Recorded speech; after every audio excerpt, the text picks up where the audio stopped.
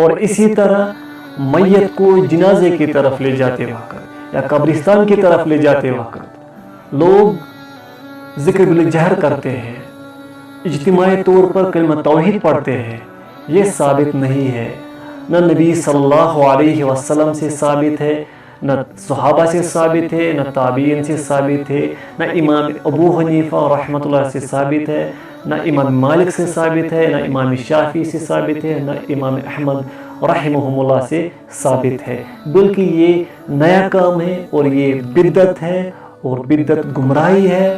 اور ہر مسلمان کا یہ فرض ہے کہ وہ بدعت سے اپنے آپ کو محفوظ رکھے۔ ذکر انسان ہر وقت کر سکتا ہے، لیکن اس وقت جنازے لے جاتے وقت ذکر بالجہر کرنا یہ ثابت نہیں ہے۔ اللہ تعالیٰ ہمیں بدعت و خرافات سے محفوظ رکھے۔